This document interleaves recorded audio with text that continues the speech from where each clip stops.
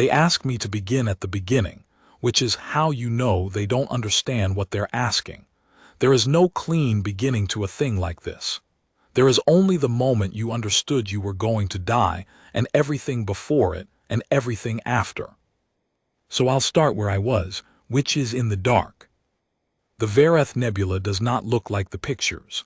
In the pictures it is purple and gold, a cathedral of ionized hydrogen lit from inside by 3 young stars, something you'd frame and hang on a wall. When you are inside it, it is nothing like that. When you are inside it, the dust is everywhere, not visible dust, not something you can see with your own eyes through the viewport, but dust that the Ardeas felt in every sensor array, a fine and constant interference that made the returns muddy and the distances uncertain, and the geometry of everything just slightly wrong. The way a room looks wrong when you've been sitting in it too long, and the proportions start to feel invented. The nebula blurred everything at range. The Amarat fleet knew that. That was why they had chosen it. I was at the sensor console on the port side of the Ardeas' secondary operations deck. Not the bridge, I was never bridge crew, that whole war. I was a master warrant officer, weapons and sensor systems, the kind of role that puts you in a room with screens and earpieces, and the specific kind of quiet that means everyone is concentrating too hard to speak. The secondary ops deck was 1 level below the bridge, connected by a companionway that I had climbed 1,000 times. I knew every rung of it by feel. I knew the vibration it gave off when the ship accelerated hard, a faint tremor in the metal, like a bell that had been struck 2 rooms over, and the resonance was just reaching you. I knew the smell of the recycled air in that compartment, which was different from the smell on the main deck, because the ventilation ran slightly cooler there, and the difference was something you noticed without noticing you noticed it, the way you notice the particular quality of silence in a house you've lived in for years. I had been aboard the Ardeas for 3 years and 7 months at that point. She was a cruciform deep space warship, the old Aldrich-class design, cross-shaped from above, with the command tower rising from the intersection and 4 long arms extending outward, each arm carrying a different weapons or sensor load. The ship looked like a cathedral from the outside, which was why everyone called ships of that class cathedral ships regardless of what the Navy officially called them. The 4 arms gave her a profile that, in the dark of space, looked almost ceremonial, something designed for ritual rather than war. The reality was different. Each arm housed a specific weapons package. The forward arm ran the primary gun batteries, long-range kinetic launchers capable of putting rounds on target at ranges that required the ship's own computers to account for stellar drift. The aft arm carried the torpedo battery and the countermeasures array. And the 2 lateral arms held the sensor suites, passive and active arrays, the full spectrum from radio to gamma, arrayed along the arm's length like the pipes of a cathedral organ, and serving roughly the same function, which was to hear everything the surrounding universe had to say. She was not beautiful close-up. She was heavily armored, and the armor showed its age, scored in long diagonal scratches across the dorsal plating from a debris field encounter 2 years prior, discolored in patches, where the heat shielding had been replaced in a hurry during the resupply at Meridian Station, and the replacement panels hadn't quite matched the original coat. She had a voice, which sounds like a strange thing to say about a warship, but any sailor knows what I mean. A ship this size develops sounds, a whole vocabulary of creak and thrum and pressure shift, and you learn to read them the way you read a person's breathing. The Ardeas ran her reactors at about 70% in normal operations, and at that load her drive core produced a low, steady vibration that you felt more than heard, somewhere in the base of your sternum. When the reactors climbed above 90%, you felt it in your back teeth. We had been running cold for 11 days. Cold meant near-zero emissions, reduced to the absolute minimum required to keep the crew alive and the essential systems active. No active sensor sweeps. No drive burn unless absolutely necessary. The Ardeas was drifting on her last calculated vector, inside the Vareth Nebula's inner band, where the dust concentration was highest and our passive returns were worst, and we had hoped reasonably, at the time, that the same dust that blinded us would blind anyone looking for us. It had not worked. I should tell you something about those 11 days, because the Commission has focused most of its interest on the moment of contact and treated what came before it as context, as throat clearing, as the part before the story begins. That is a mistake.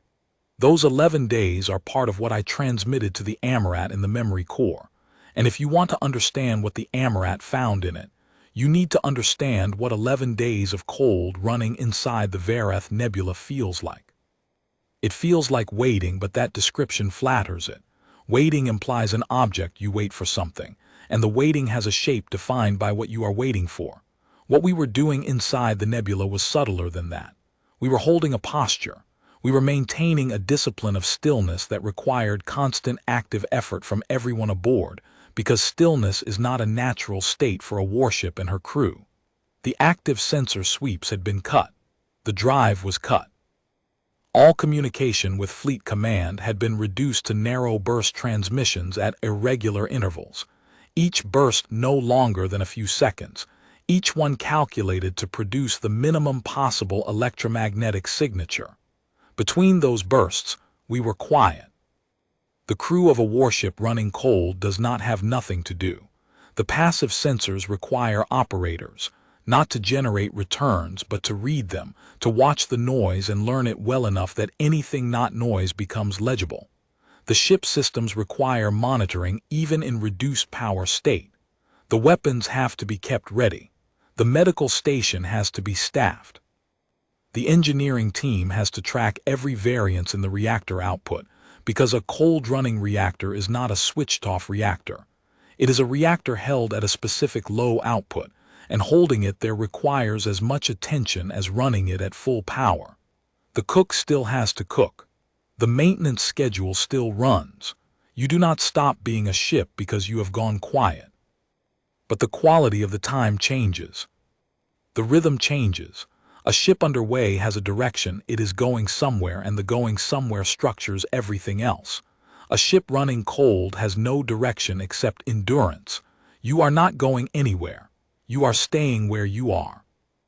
And you are doing it in a place that is actively hostile to knowing what surrounds you, inside a nebula where the sensors return noise instead of clarity, where you cannot see what is near you and what is not, where the geometry of safety and danger is equally uncertain in every direction. 11 days of that. 11 days of eating and sleeping and monitoring screens that told you imprecise things, and doing your job as well as you could in conditions designed to make your job harder. 11 days of what the XO, Lieutenant Commander Amarat, called the professional version of holding your breath. Everything normal, everything functioning, everything correct, and underneath all of it the low continuous awareness that you did not know what was out there and could not safely look. The crew handled it the way crews handle things that are hard and long and without visible end, by making it routine. The watch rotations ran. The meals were hot and on schedule because the cook, a petty officer first class named Gertrude Jaber, had decided early in the cold run that food was the one thing she could control, and she was going to control it completely, and she did. The department heads held their regular briefings, which became, on cold run, less about operational status and more about maintenance and readiness, and the small problems that accumulate when a ship is held stationary for extended periods. The captain walked the ship every day, not an inspection, just a walk, which she had done for as long as I had served under her, and which I think she did because she understood that a captain being seen in every part of the ship is a kind of communication, a message that says, "I am here, I know where you are, we are in this together." I got very good at reading the thermal noise from the Vareth Nebula's dust clouds during those 11 days. Good at it in the specific way that you get good at anything you spend hours with every day, a detailed, textured familiarity that is partly skill and partly something closer to relationship. The noise had patterns. The dust clouds moved on the stellar wind from the three young stars, and that movement was regular in a way you could learn if you watched it long enough. And once you had learned the regularity of the natural patterns, the thing that did not belong to them became visible. That is how I found the Amarat fleet. I remember the exact moment I understood. It was not a dramatic moment. There was no alarm. I was reviewing a passive return on the thermal sensor suite, the port lateral arm array, which had the best sensitivity in the inner nebula band, because it had been upgraded at Meridian Station specifically for high-interference environments. The return at bearing 047 by -11 was not much. It was a slight thickening in the thermal noise at that bearing, a coherence that the natural nebula pattern did not explain. I looked at it for approximately 4 seconds.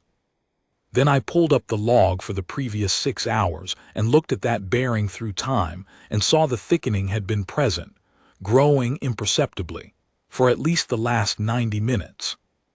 I called it in quietly. Lieutenant Commander Ardeas Bikel, who was the senior officer on the secondary ops deck at that moment, came to my console and looked at the data for almost a full minute without speaking. Then he said, "I'm calling the captain," in a voice that was entirely flat, and he went to the intercom. What followed was not panic. I want to be precise about that because the commission asked me about this specifically, and I think the question reveals an assumption that was wrong.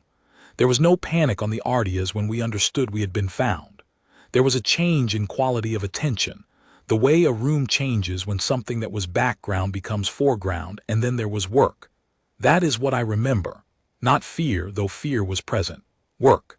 The consoles manned more quickly. The reporting that had been routine becoming deliberate and fast. I remember the sound of the companionway as people moved through it more purposefully than they had in 11 days. Captain Yolanda Emrama came onto the secondary ops deck within 4 minutes of Bikel's call. She was 48 years old. She was not tall. She had a way of standing that made the space around her feel organized, as though her presence imposed a structure on whatever room she occupied. I had served under 4 captains in my career to that point, and she was the best of them, which I say not because of what happened afterward, but because of what she was before it, methodical, direct, without performance. She looked at my console data for approximately 30 seconds. She looked at the secondary returns that my watch partner, Petty Officer Kenji Azawa, had pulled up from the electromagnetic spectrum. She looked at the gravimetric plot that Ensign Torben Haas had been running since the anomaly was called in, which by that point was showing a pattern of micro-distortions in the local gravity field consistent with multiple large masses moving in a loose formation around a central bearing. She said, "How many?"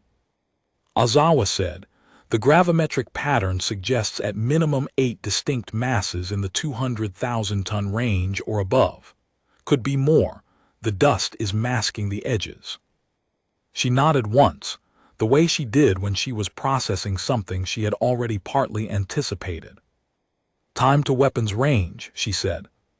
Bikel said, "At their current rate of closure, if they are on an intercept vector, which the bearing drift suggests they are, approximately 4 hours. She said, "All right, general quarters, passive only, I want nothing active from us. Let's see what they do."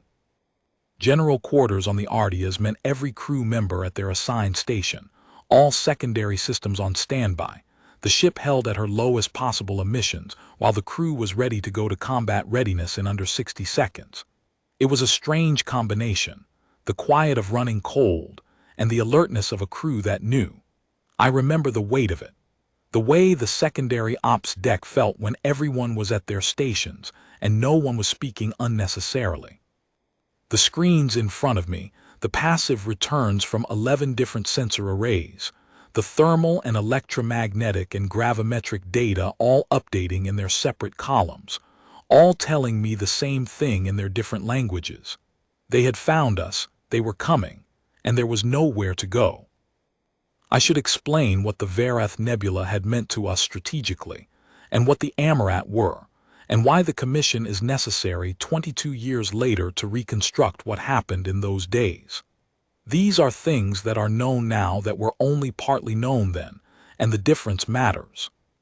The Amarat had been present in this part of the galaxy for approximately 400,000 years. That is the figure our historians have settled on, with appropriate uncertainty at the margins. 400,000 years is a span of time that resists comprehension, no matter how many times you encounter it. When the Ardeas entered the Verath sector, humanity had been a space-faring civilization for approximately 230 years. We had been writing things down for perhaps 7,000 years before that. Before that was everything we classify as prehistory, the long unrecorded human past. All of that, every human thing from fire to writing to space, fits inside what the Amarat would consider a recent development.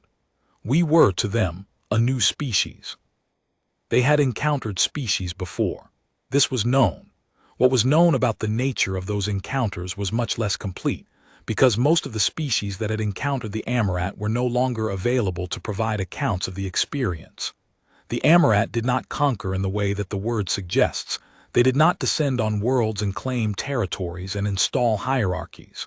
What they did was subtler and, depending on your perspective, either more benign or more complete. They catalogued. They approached, they studied, they built comprehensive records of the species they found. And then this is the word that appears in our intelligence assessments, and I have never been entirely satisfied with it, but no one has found a better one: absorbed. The absorbed species continued in some cases. They were present in the Amarat records, referenced, cited, understood.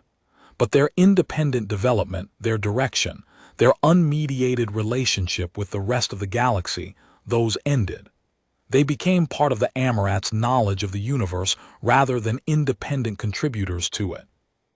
Of the species the Amarat had encountered in the prior 200,000 years for which we had any information, 40 or so still existed in what could be called an independent form.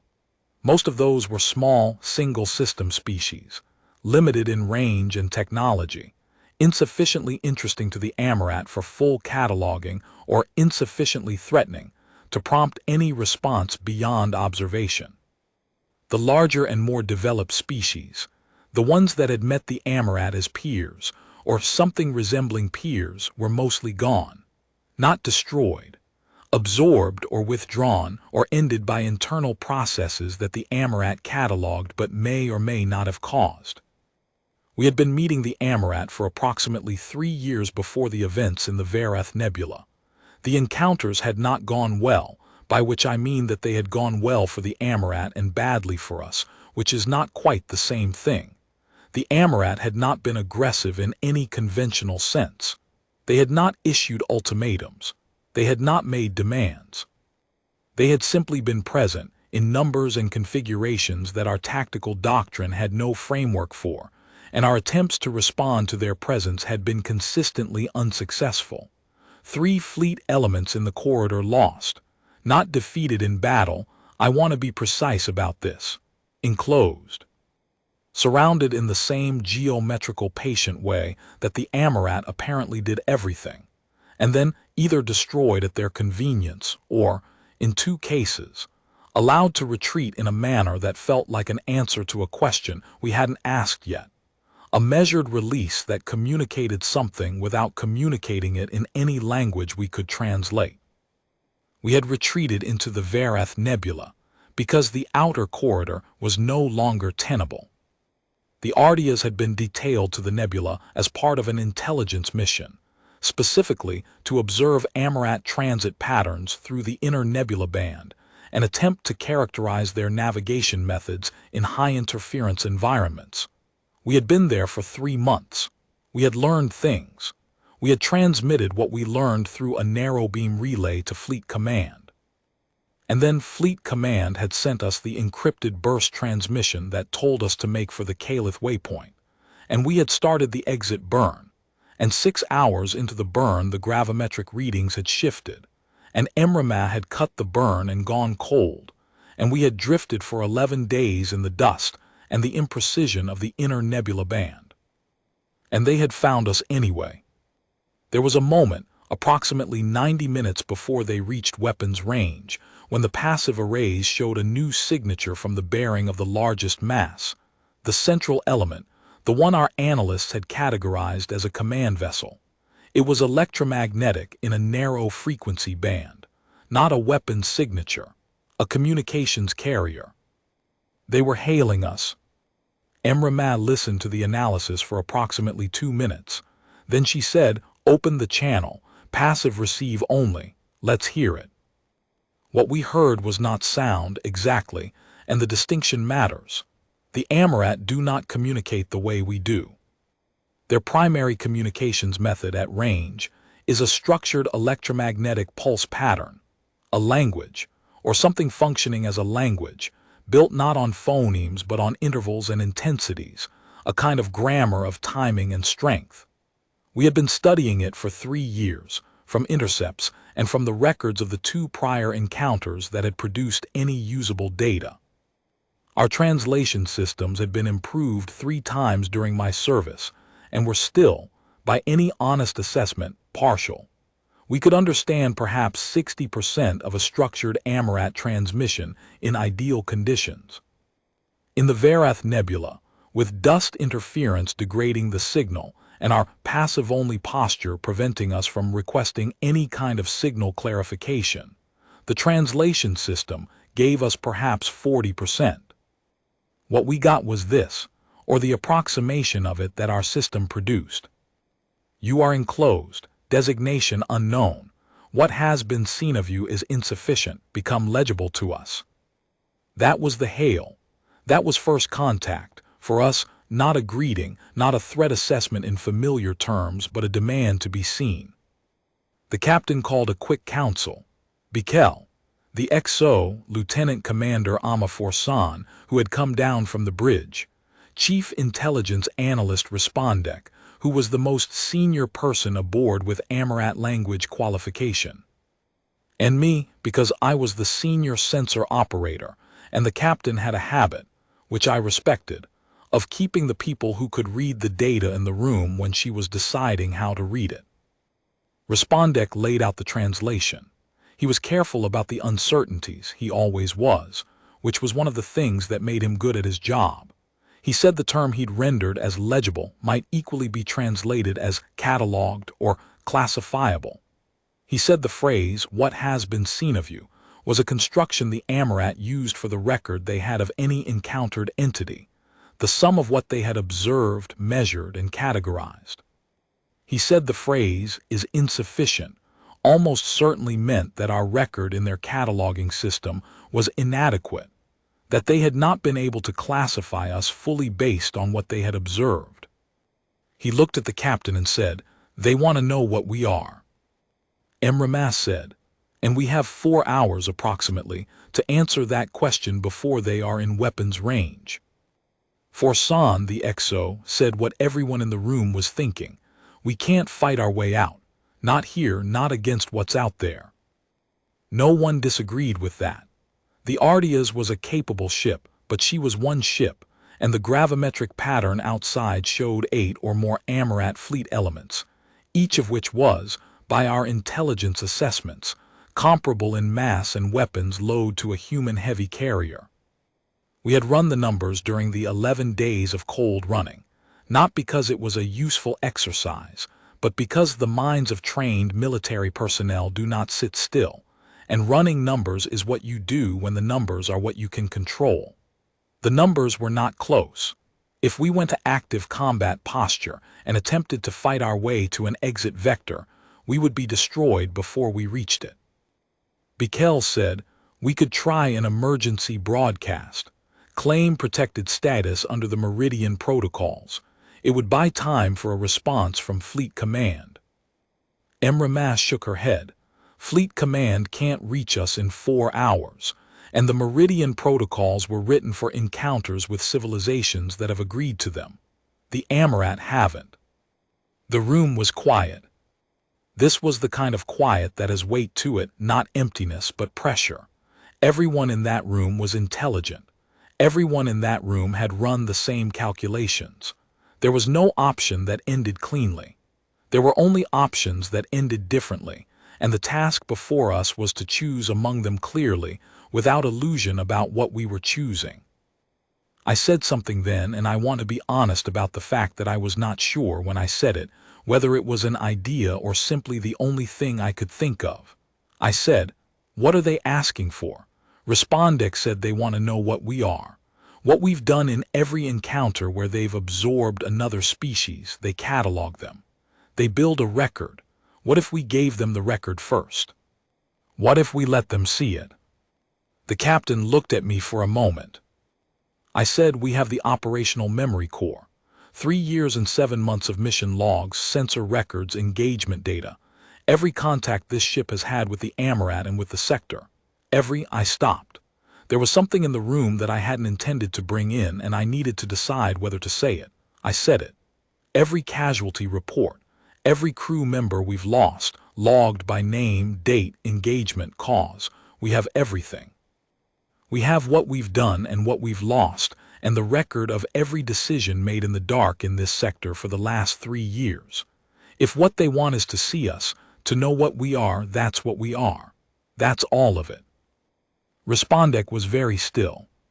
He said slowly, "They would receive it as a compliance with their hail, a willingness to be made visible." Amarat said, "Would they receive it as an attack vector?" Respondek said, "No. An electromagnetic data transmission on the same frequency as their hail carrier is, in their communication grammar, a response in kind. They are asking us to become legible. We would be attempting to become legible." Amarat looked at Forsan. Forsan said, "It gives away everything. Every capability we've cataloged, every tactical assessment, every vulnerability we've identified in their approach geometries." Amarat said, "We're enclosed in a nebula with no exit vector and an Amarat fleet at 4 hours range. There is no tactical option that preserves those intelligence assets." Forsan was quiet for a moment that lasted long enough to be meaningful. Then she said, "Aye, Captain." Amarat looked around the room. She said, "I want the full memory core prepared for transmission. Everything: mission logs, engagement records, sensor data, personnel records, casualty logs. No editing, no redaction. Everything we are and everything we've done and everyone we've lost. Respondek, I want it formatted to their carrier frequency. I want it transmitted in 4 compressed bursts over a 6-minute window, which should allow enough time for acknowledgement before they reach weapons range." She paused. The pause was deliberate. She said, "I know what this costs. I know that some of what's in that core is private. I know there are records in there that the people in this crew would not choose to share with anyone. We are going to share them with something that has been alive since before human beings wrote things down. I am making this order and I am taking responsibility for it, and I want you all to know that I understand what I'm asking." She looked at me. "Warrant Officer Carvalho, prepare the transmission." I said, "Aye, Captain." What followed was approximately 40 minutes of work.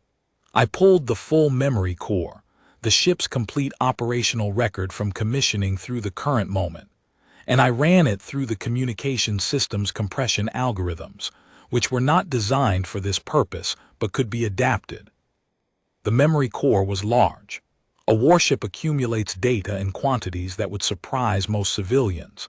Not just the formal records but the continuous sensor log, the engineering readings, the navigation data, the internal communications that are part of the operational record, the personnel files, the medical records, the maintenance logs, the weapons discharge records, every signal received and transmitted. 3 years and 7 months of continuous accumulation. When I ran the compression, the condensed package was still very large by the standards of the Amarat carrier frequency, which was why we needed 4 bursts to transmit it.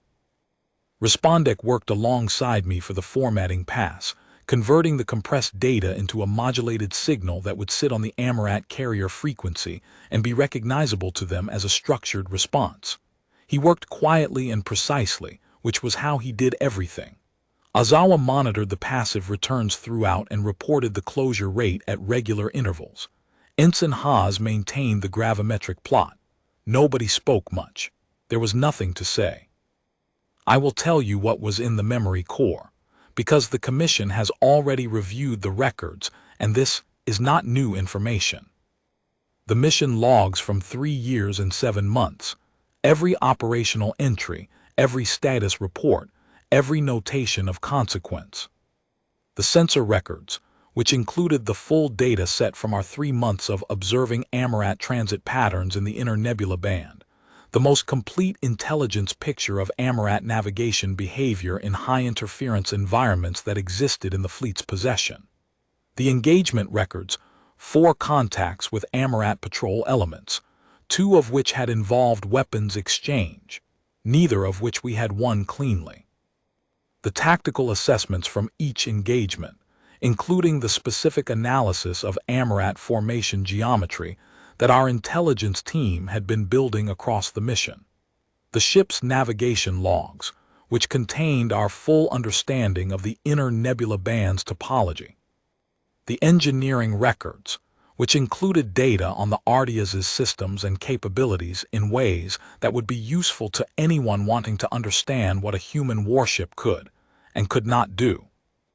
All of that was intelligence, and transmitting it to the Amarat was the sacrifice of 3 years and 7 months of work.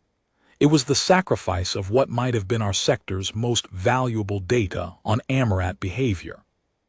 I understood this when I was preparing the transmission, and I prepared it anyway, because those were the captain's orders, and because Forsan was right. There was no exit vector that preserved the intelligence assets, and the intelligence assets were worthless if the Ardeas didn't survive to transmit them home. But the intelligence was not what I was thinking about while I prepared the transmission. The casualty logs. There were 23 names in the casualty logs, 23 crew members of the Ardeas over 3 years and 7 months who had not made it to this moment. The logs carried their names, their ranks, their positions, the date and nature of the incident that had killed them. They carried the after-action assessments, the formal reports, the operational summaries. They carried, for each person, the complete personnel record, where they'd come from, how long they'd served, every evaluation and commendation and disciplinary note. And they carried, because the Ardeas was a ship whose captain believed in complete record-keeping, and had implemented that belief systematically from the day she took command. The messages that had been sent to family and next of kin, the formal notifications, the personal notes that Emrama had written herself in every case and filed alongside the official record because she believed, and had said this explicitly once in a department heads meeting, that the dead were owed a record of their death that was more than bureaucratic. I knew all 23 names. I had served with most of them long enough to know their habits. I knew which of them had been bad sleepers and which had been the kind of person who was fully present from the moment they opened their eyes. I knew which of them had been funny and which had been serious, and which had been that particular combination of serious at work and absurd off-duty that makes someone genuinely good to serve with. I knew the ones I had liked unreservedly, and the ones I had merely respected, and the 2 or 3 I had found difficult and had worked alongside anyway, because that is what you do on a ship, which is a confined space with no exit during a mission, and in which the successful management of difficult relationships is as operationally important as anything that appears in a maintenance manual. One of them was named Petty Officer First Class Martin Delacroix. He had been the senior navigation specialist aboard the Ardeas.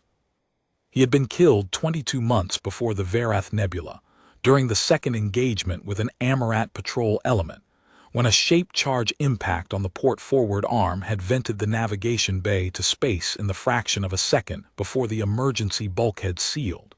He had been 29 years old. He had been on the Ardeas for 11 months at the time of his death, which meant I had known him for 11 months.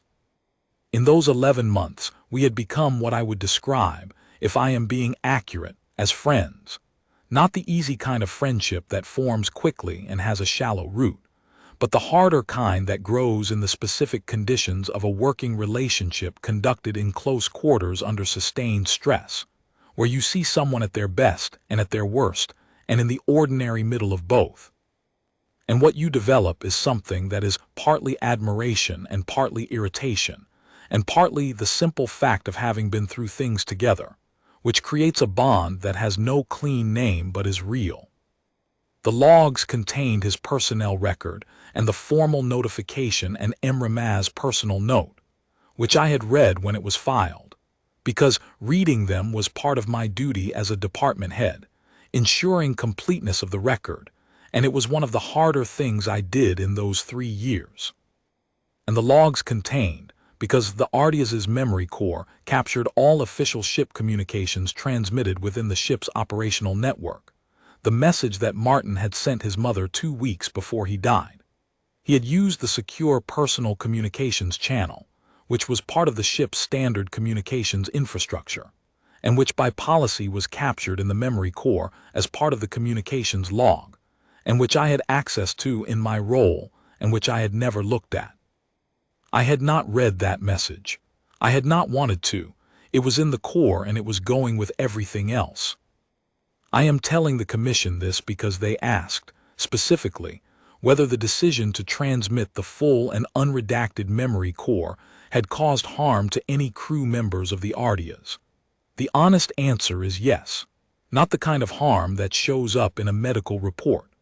The kind of harm that is the cost of having your private grief become data in someone else's catalog. The kind that you carry in the specific knowledge that something ancient and patient looked at the name of a person you loved, and noted it down in a record that will outlast everything you will ever build or say or be. I transmitted the core in 4 bursts over a 6-minute window, beginning at 2 hours and 47 minutes before the Amarat fleet reached weapons range. Then we waited. The closure continued. The Amarat fleet did not slow. For approximately 40 minutes after the transmission, the sensor returns showed no change in their approach vector or rate, and I will be honest with you, in those 40 minutes I believed we had failed. I believed we had given them everything we were, and it had not mattered, that it had been a gesture into a silence so deep it had no echo, and that the fleet would close to weapons range, and we would die having told the oldest thing we had ever encountered everything we had to say about ourselves. I have thought about those 40 minutes many times in the 22 years since, not with regret. I don't think regret is the right word, with a kind of clarity. There is a particular quality to the understanding that you have done everything available to you and that it may not be enough. It is not peaceful exactly, but it is lucid. I was very aware in those 40 minutes of the specific texture of everything around me, the console screen, the returns updating, Azawa's hands on his board, the sound of the recycled air through the vents, the familiar smell of that compartment, the vibration in the base of my sternum from the reactors, even at their low, cold-running frequency. The Ardeas feeling like herself even now in this, unchanged, steady, the hum she'd always made, the creak of the lateral arm's structural joints when the temperature differential between the hull and the interior widened slightly, which it did whenever the reactors dropped below a certain threshold.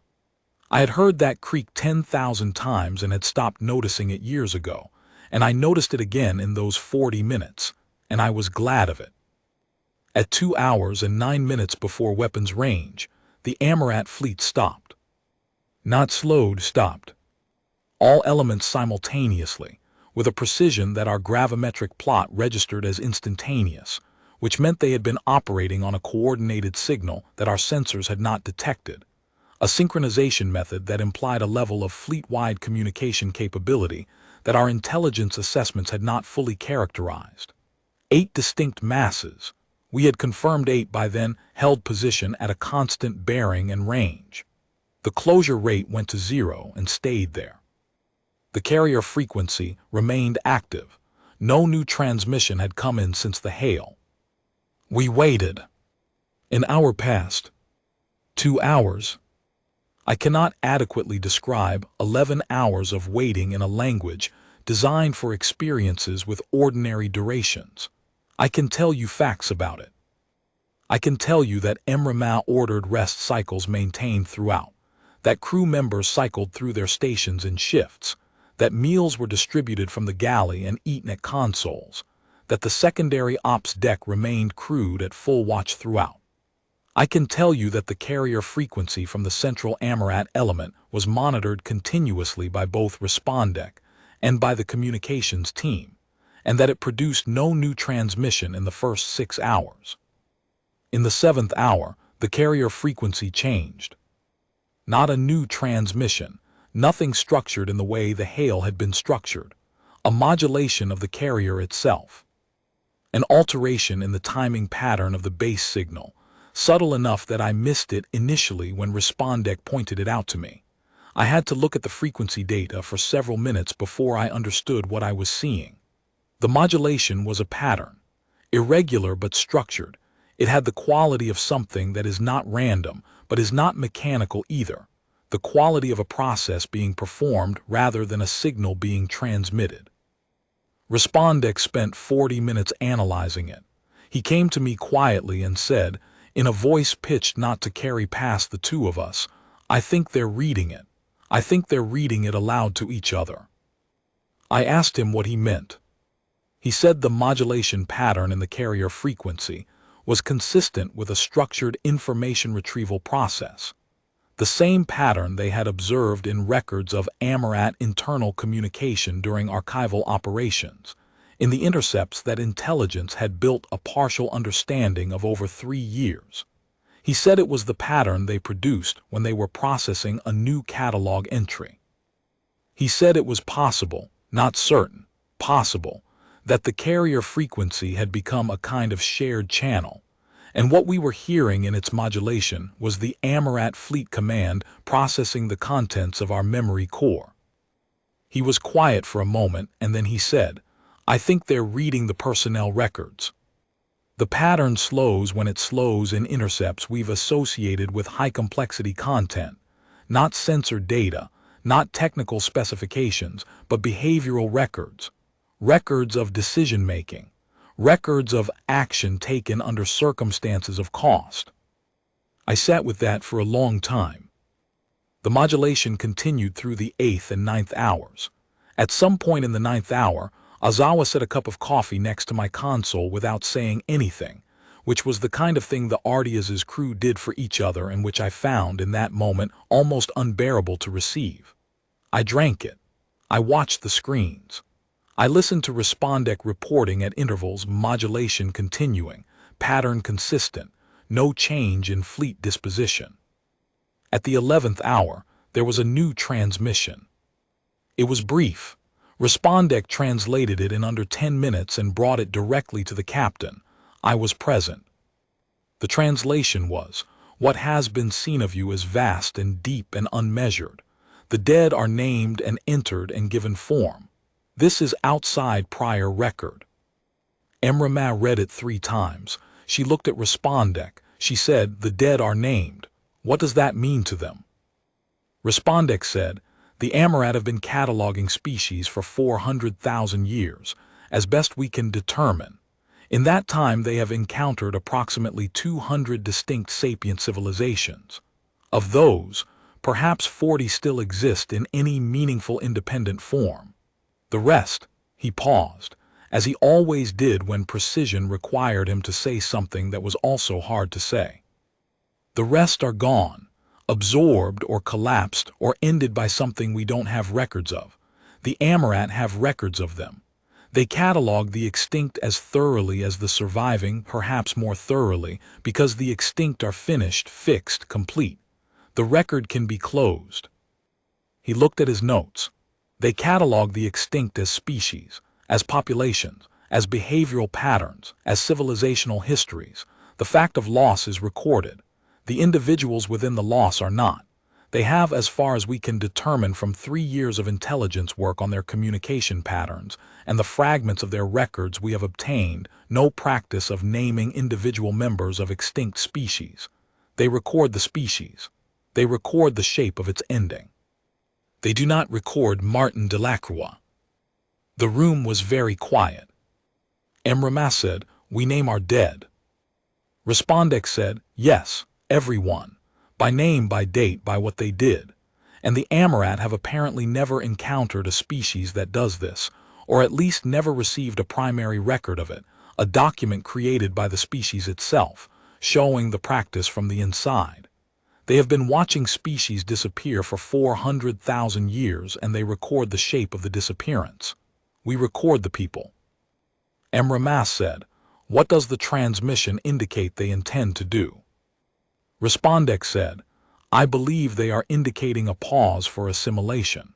They are telling us that what they have received exceeds their existing framework for classification.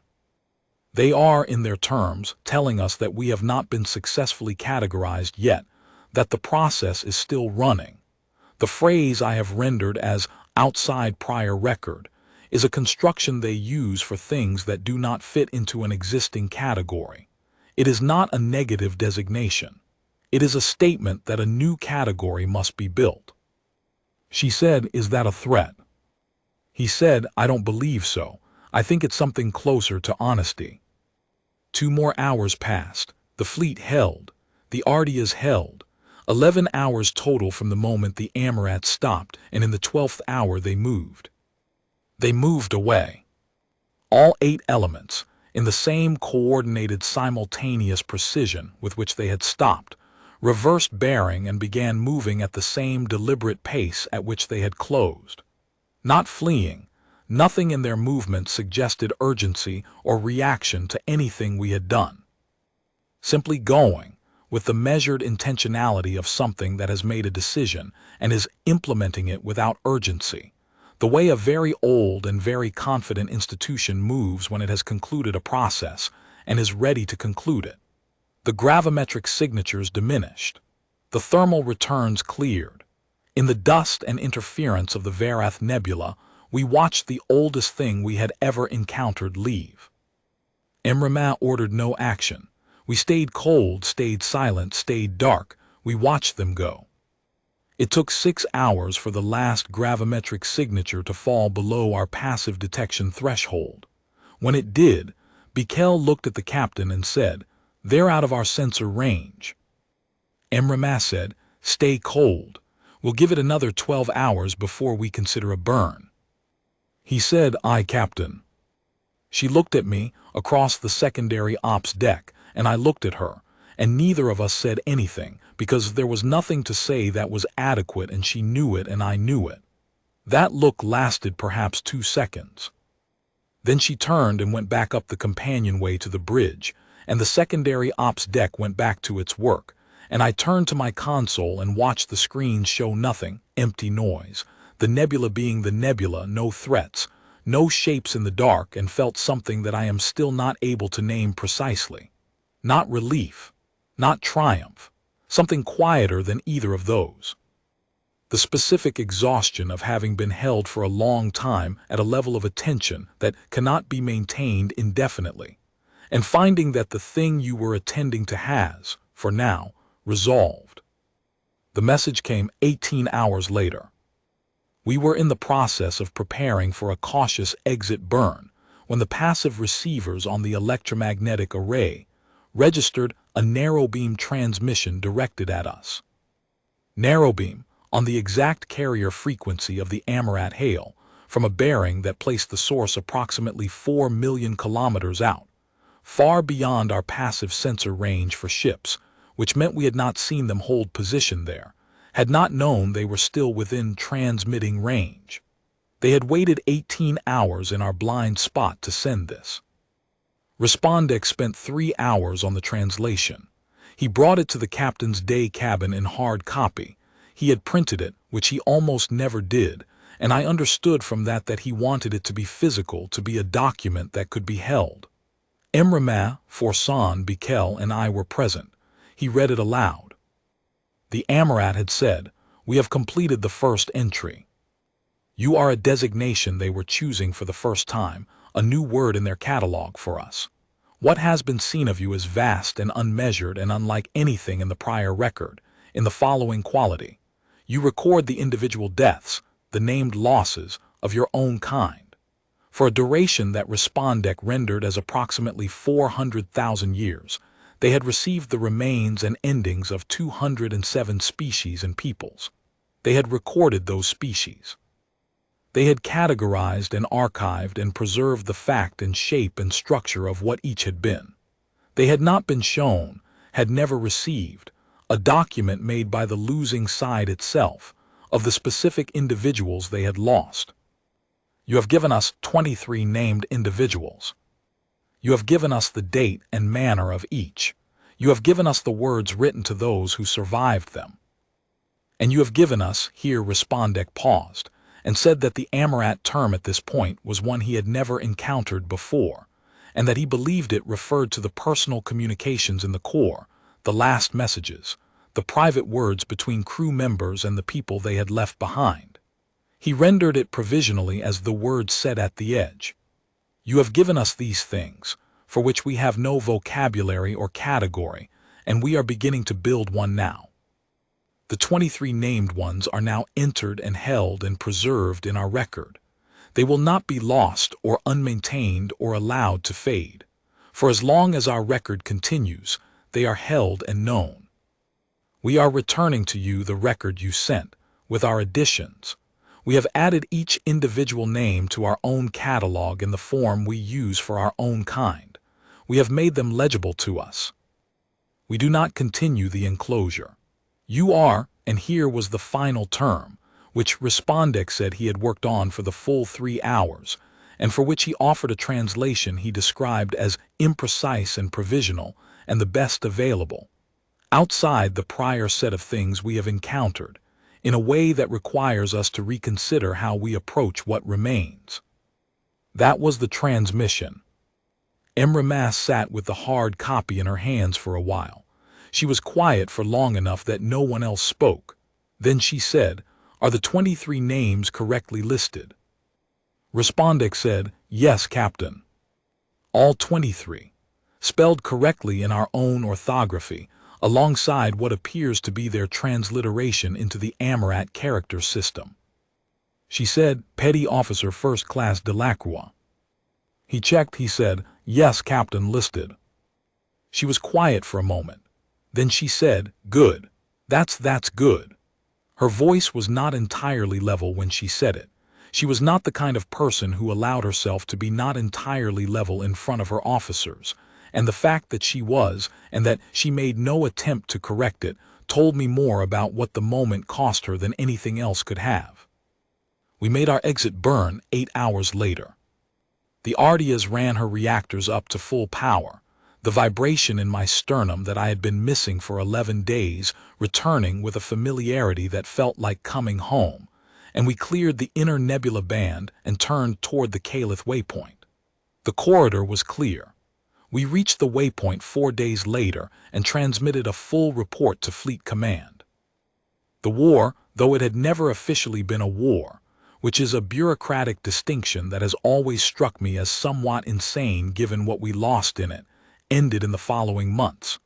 Not all at once, not with a treaty signed on a particular date, though eventually there were documents and dates and signatories, and the formal apparatus that institutions require to name a thing as ended. It ended the way things end when the fundamental shape of something has shifted, and the parties involved are slowly coming to understand that the shape has shifted, gradually, with backsliding and uncertainty, and the friction of existing structures adjusting to new realities, and then with increasing finality. The Amarat, according to what Fleet Command eventually pieced together from intercepts, and from the new diplomatic contacts that became possible in the aftermath of the Verath encounter, had transmitted the Ardeas' memory core to every element of their fleet network. The annotated version, with their additions. They had spent considerable time in internal discussion of what they had received considerable time by human standards. By their own, it may have been a brief assessment. They had made changes to how they categorized and approached the human species. The changes were not made public in any form we could access directly. We inferred them from the changes in Amarat behavior, which became detectable over the following months as the enclosure stopped and the corridor reopened, and the geometrical patient pressure that had characterized every prior encounter simply ceased. I do not know everything they concluded. The diplomatic record from those years is extensive, and I have read much of it, and it remains incomplete in ways that matter to me personally. What I know is that the 23 names are in their records. What I know is that Martin Delacroix's name is in their records, alongside the date and the port forward arm and the 29 years, and the message to his mother that I never read, and that the Amarat now have made, in their terms, legible to themselves. Respondek spent 3 years after the Vereth encounter working on the translation of the final Amarat term, the word they had used when they said we were outside prior record.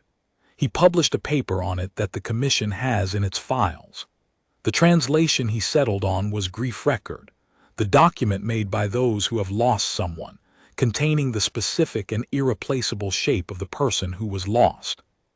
He wrote that the Amarat had had no such concept because they had never previously encountered a species that maintained this practice at every level of loss, not just the great historical losses that get recorded as events, but the individual losses that most species, he argued, allow to become anonymous with time, allow to dissolve into the aggregate of a number. He wrote that the Amarat found it the most significant thing they had encountered in 400,000 years of cataloging species, and that this characterization, which came from their own diplomatic communications rather than from any human claim, should be understood not as flattery but as a precise technical assessment. They had no prior record of it, and it required them to build new vocabulary and new category to accommodate it. I am not going to tell the Commission that this makes it worth it. That is not what the Commission should expect me to say, and if it is what the Commission wants me to say, I want to be clear that I won't. What it cost the crew of the Ardeas to have their private grief become data in someone else's catalog, to have their dead become entries in a record so old it predates our earliest writing, is real and does not resolve into something clean simply because the Amarat found it significant. Martin's message to his mother was private. It was private in the way that all last things are private, in the way that the words spoken at the edge of a life belong to the person who spoke them and the person they were spoken to, and not to anyone else. That privacy does not become less real because something 400,000 years old read it and found it unprecedented.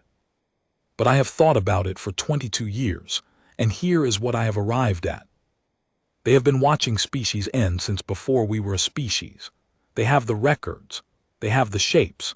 They have the facts of the lost, catalogued with a thoroughness and a patience that no human institution could approach, preserved in a memory that will outlast everything we will build in any century we can foresee.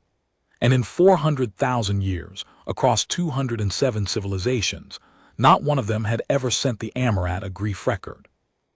Not one of them had ever given the oldest cataloger in this part of the galaxy a document made by themselves of the specific persons they had lost, with names and dates and last words and the weight of individual human absence. We had not intended it as anything grand. We had given it because it was the only thing we had left to give. But what the Amarat received, apparently, was the first evidence in their entire operational history that a species could hold its dead, not as statistics, not as population loss figures, not as a number attached to an event in a record, but as specific and irreplaceable persons, named and kept and given a weight in memory that does not diminish with the passage of time. The Ardeas' dead are held in the longest memory that exists in this part of the galaxy. That is not comfort. I want to be clear about that too. It is not comfort, and I am not offering it as comfort, because comfort is not the right category for a thing this size and this cost. But it is something. And 22 years on, in the particular and specific darkness that follows a life spent in uniform, In the aftermath of all the ordinary losses that accumulate when you live long enough and serve long enough and love people who are in danger, I find that it is still something. Not comfort, but something.